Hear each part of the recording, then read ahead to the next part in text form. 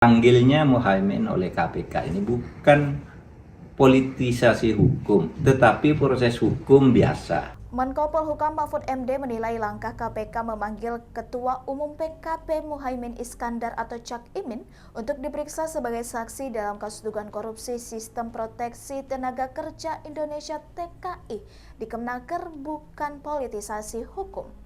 Kasus dugaan korupsi yang diusut KPK ini terjadi pada tahun 2012 ketika Cak Imin saat itu menjabat sebagai Menaker Trans.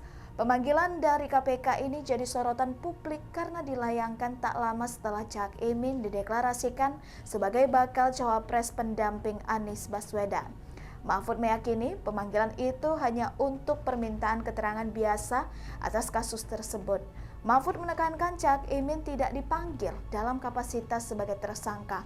Lebih lanjut, ia mencontohkan saat dirinya pernah dipanggil oleh KPK saat ada kasus di MK.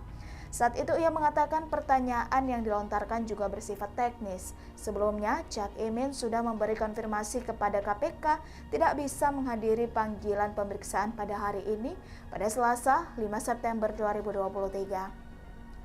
Cak Imin meminta pemeriksaan dilakukan pada Kamis 7 September 2023. Ikuti terus berita menarik lainnya. Jangan lupa like dan share seluruh akun Tribun Medan. Panggilnya Muhaimin oleh KPK ini bukan politisasi hukum, tetapi proses hukum biasa.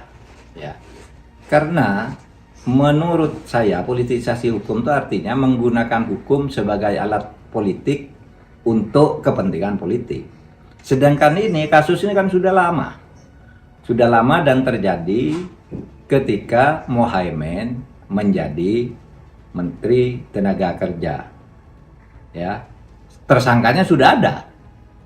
Jadi karena ini proses hukum, jadi mencari sambungan-sambungan Muhaimin itu, ya diminta memberi keterangan saja. Seperti dulu saya waktu Pak Akil itu di OTT, saya dipanggil juga. Orang berteriak, wah itu Pak Mahfud kena terlibat dalam kasus korupsi Pak Akil Mokhtar gitu.